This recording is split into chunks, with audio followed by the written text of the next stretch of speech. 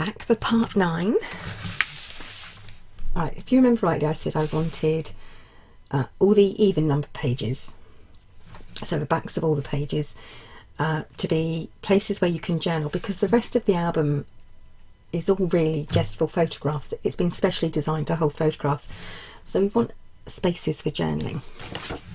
So the first thing we're going to do is, for all 8 pages, make a little journaling book. Look how perfect this is. It actually matches the papers perfectly. So, okay, and this is just the basic. I haven't put any design on the front yet. You have to make 8 of these. So the first thing I did, and like I said, the journaling paper, as you can see, this one's got an ink splodge on it, is perfect. It matches in. This isn't the whole kit, but I found it on Etsy, and to download 2, one was a journal and one was some very large journaling spots, which are here. That cost me less than £5 for the both of them together, and this is it. It's Tsunami Rose Designs, and that's on Etsy. So it's etsy.com/shop/Tsunami Rose. Okay, and if you just do a search for Halloween inside her shop, you'll find these papers. So I printed them off, and as you can see, they're printed off this direction because I didn't want them too big anyway, and cut them out. I only chose 2. I think you get 4 designs on here, 3 or 4 on here. 4 I think, and I chose page 1 and 4. Anyway, so I cut them out like this, and then I glued them together, though they are printed out so that you can glue them straight together on the page and then cut them out. And I glued them together with Scotch glue stick, because I buy this 22 or 24 tubes of it for, it's about £10. So yeah, and I used a whole tube just doing this. So cut them out, stick them together.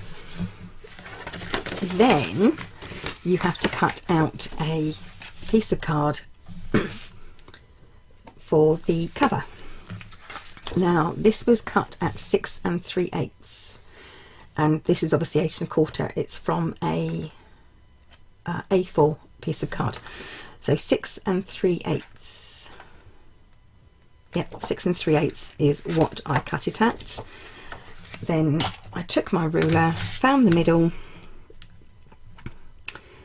and punched a hole in the middle. Now I would suggest punching 4 holes if you haven't done this before. Punch 4 holes. I actually did 5. So you know, punch your holes roughly where you want them. 4 holes would be better, but I've done 5, so I'm going to have to show you how I did it with 5, because I can't show you how I did it with 4 because I didn't do 4. Okay, the bit that I actually cut off of here, so this is the bits that are left over from the A4 paper, I'm going to be using with these. And these ones is another set that I got from Tsunami Rose, and this was one. And as you can see, they match the Lost and Found papers just absolutely amazingly. And I think the last one I chose was another spider, and the one I didn't use, I do believe, was this one.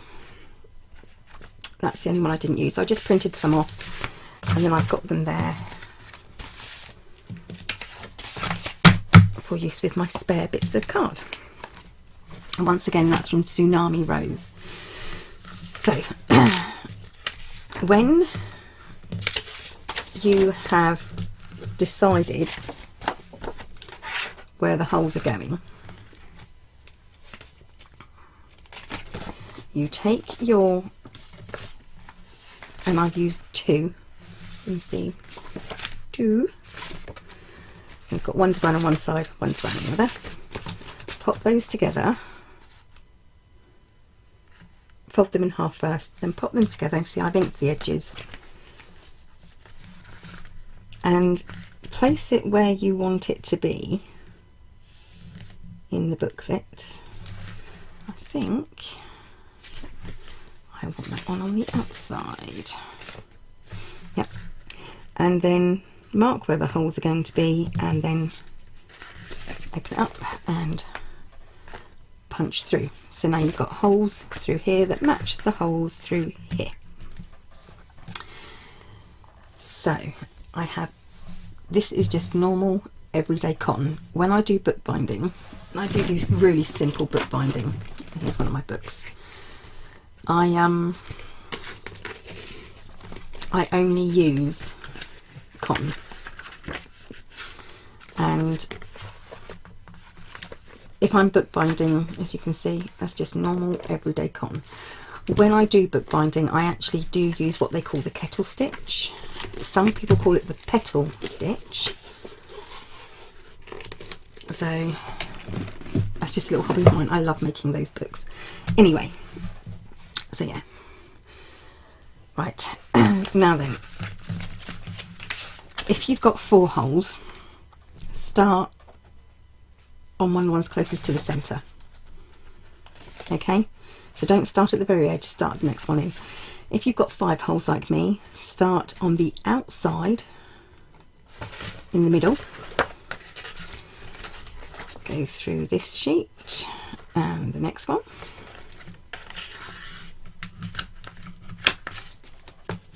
and then work your way to the outside. It doesn't matter if you go up or down, all works out the same.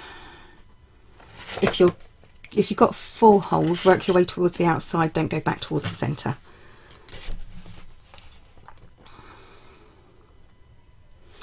Then through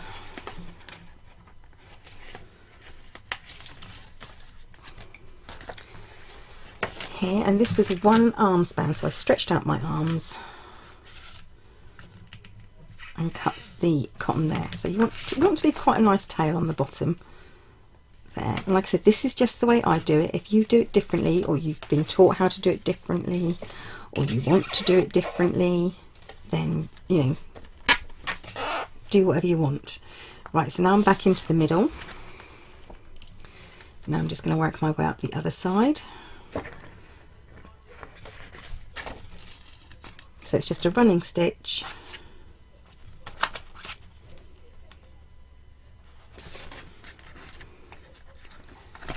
and then to make it look nice and neat, I go through the same holes. Now if you have got 4 holes, what you will have now is these 2 bits of cotton about here and here, so you can just tie them together and make them look neat. I've got 5 holes, so odd number of holes. I'm going to go back. If you want to just tie it, you can, even with 5 holes, but I go back through the middle. Right, and then I'm going to go underneath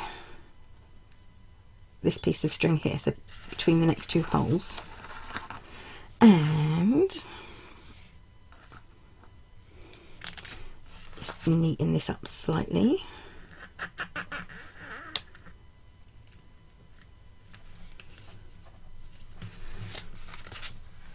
And I'm holding on to my piece of string here. I hope all this has been in camera shot. Right, so now I'm going to go through the loop that I've made and very gently pull it down. And as per usual, I'm filming so something goes wrong. Always the way.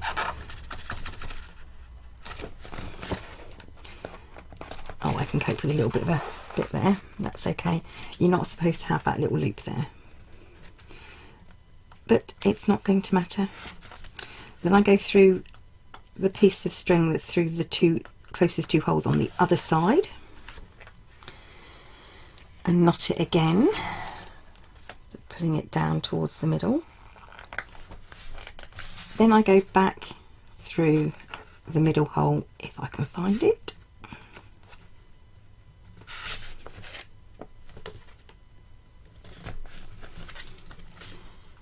So I've got both strings on this side, and if I pull this, I should be able to get that little bit of a loop through to this side.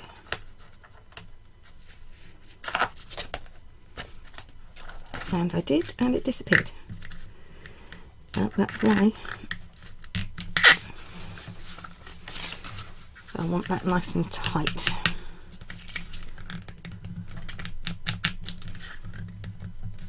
Okay. And break my cotton because I don't need that now.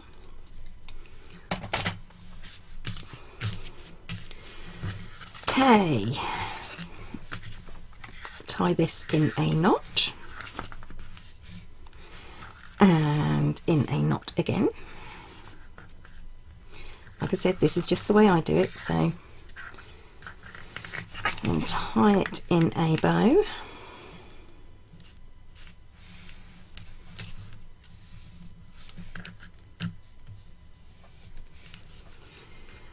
And if you do it this way, what you've done basically, you've given yourself that piece of cotton that goes all the way through. So if you wanted to sew on another cotton or anything really, tie anything onto it, you can. And tie that bow in again. So I'm going to take the loops of my bow, which have gone a bit doolally. And or bunny ears as some people call them, and I'm going to tie that bow into a knot. Take my loose ends. You can also take the bow if you want to, if you just want it to be all threads. Cut those down, and then that is my booklet all done. So that's all 8 of them. The basics of them done. So they're all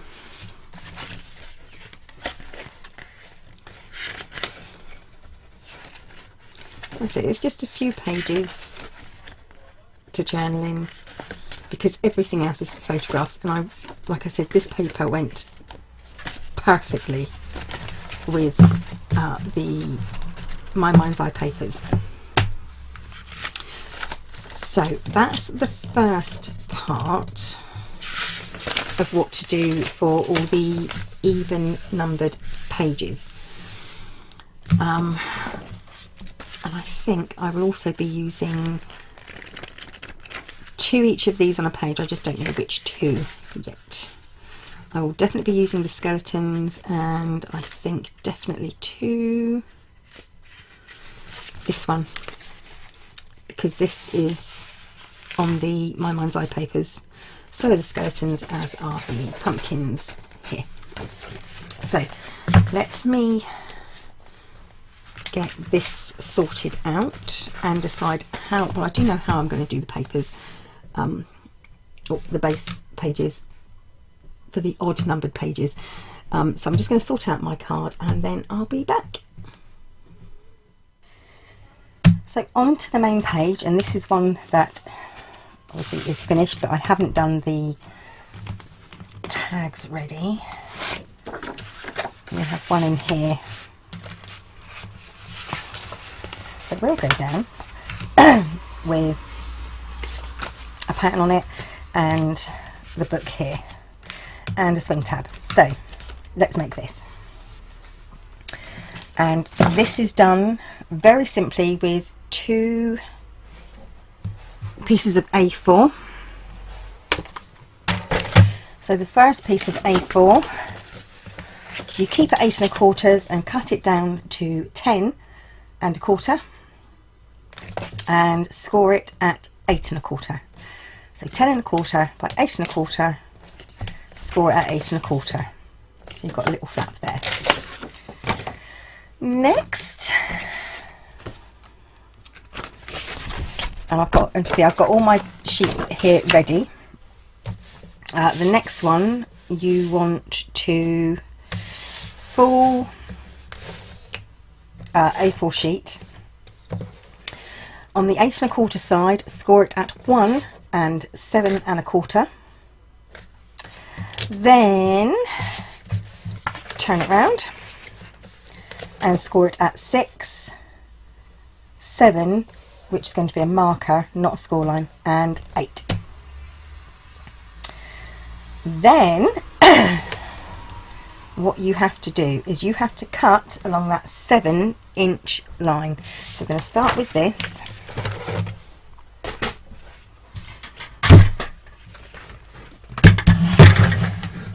Get out my big old cutter.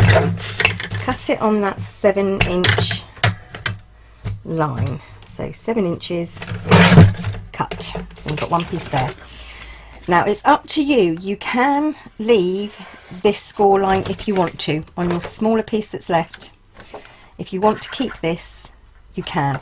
I'm actually going to cut mine off. So I get left with a piece that is nearly 3 3/4. Nearly 3 3/4 with a 1-inch flap at each side. Next, you want to take this, but you also want to make yourself a little swing tab. And I had lots of these designs left over, so I decided to use these, but I covered them on the other side. Although I have used this paper, I decided that I wanted this paper, and I covered it on the other side. Next, on your smaller piece, just fold the edges in. Done. On your bigger piece, you want to cut off the corners. So you're going to mitre these corners. So you want to go just up to that where the score lines meet and over. So where the score lines meet, so I have a 1-inch score line here and a 1-inch score line here, and where they meet, I am going to just cut them off. Done. Okay, let's just get my bone folder.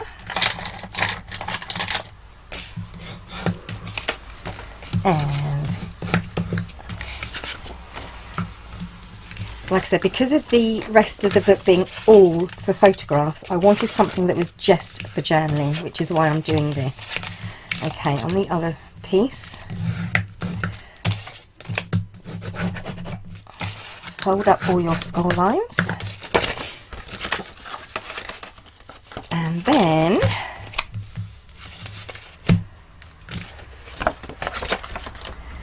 not forgetting to mitre these edges.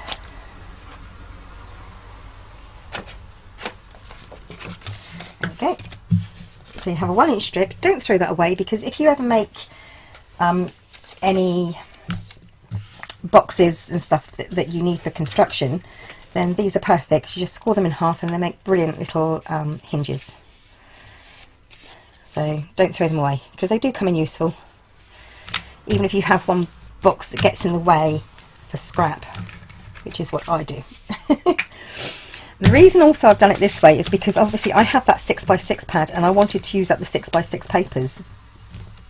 Funnily enough, I haven't used my 6x6 papers. But never mind. Okay, so next, let's grab some tape.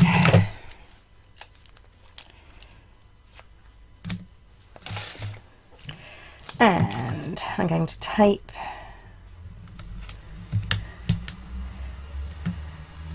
oh, that's going to get in the way, so I don't want to put that there.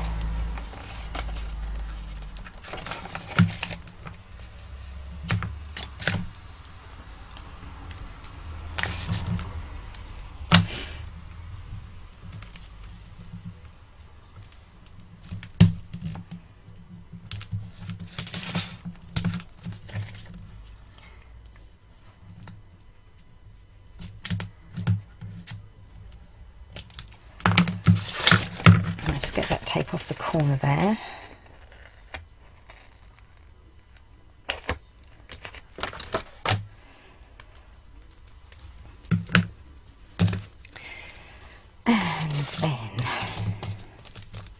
this side.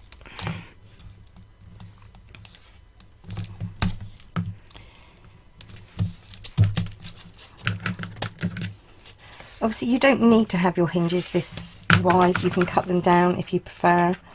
It was just basically how I constructed it, it was just easier for me.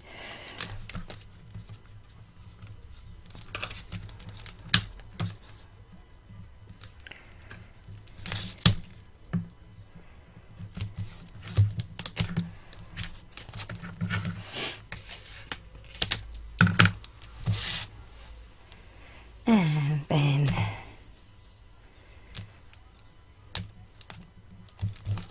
across the bottom here.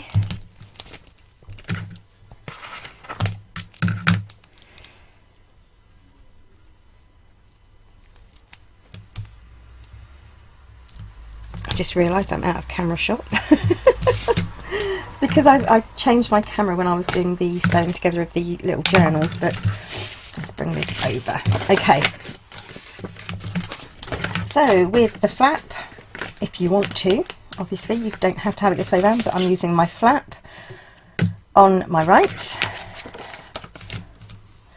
I'm going to take off the tape backing.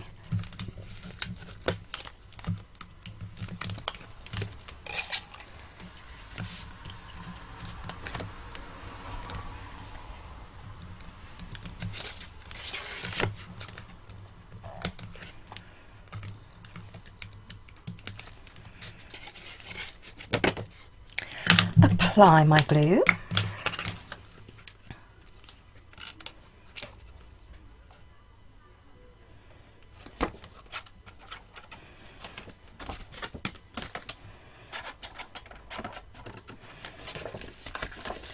And this pocket's going into the very bottom left hand corner.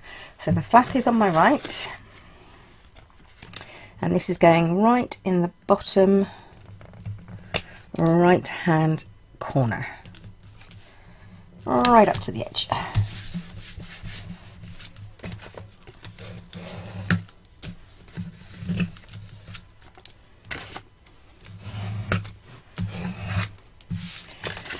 Okay, this is going to be another pocket, so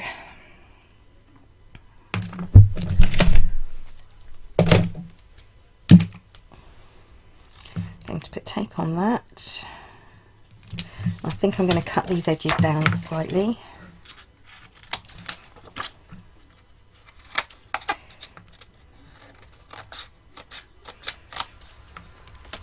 Not that it matters, because they'll be covered in a little bit of decorative paper anyway.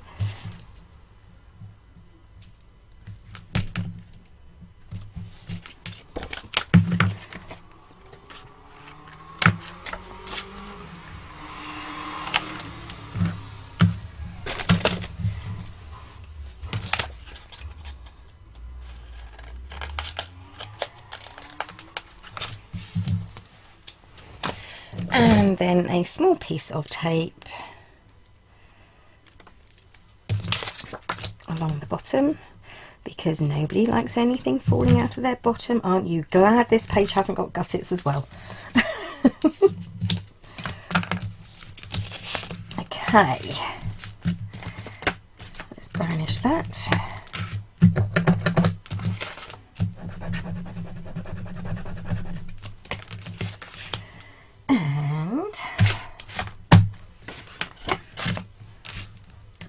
Take off the tape backing.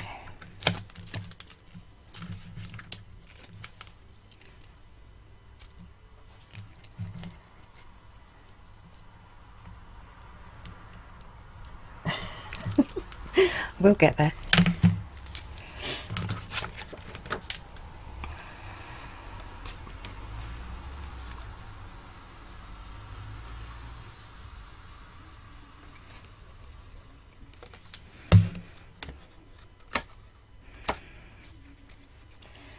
This one also goes bottom left, right down to the bottom, over the top of the previous pocket. Now, on the completed one, See, I have a swing tab. The swing tab is only put through the decorative paper, so it doesn't interfere with the pocket. So it only goes through the decorative paper. And then on this side, I've split one of the journaling tags, which was slightly too short, so I put some decorative paper at the top. And so lots of journaling space. And this will be a journaling card, and this is a journaling booklet. So loads of space for journaling, for all that space that you've already got for all those photographs. And this will probably have a plain brown cover. This will have a plain brown back, and let's see, it's going to have either the spider or the skeleton. Some of them are going to have skeletons and some of them are going to have spiders. So obviously they will be cut down slightly, and then that'll pop in there. Be plain on the back, that'll go there, that goes there. So that is it. Very, very simple, very, very easy page, or part 9, and this is for all the odd numbered pages, so 2, 4, 6 and 8, no, yes, 2, 4, 6, 8, 10, 12, 14 and 16, because you've got 8 of them to make. This is going to be one hell of a huge album. But hopefully there'll be enough space, because this is not going to be too thick, it's quite thin. It's not going to have photographs in it, so it's not going to bulk out. It's just for journaling. So there we go, part 9 done. I'm now going to go and complete the rest of them. Like I said, you'll need 8. And I just, like I said, I thought it was a really good idea to have this journaling spot,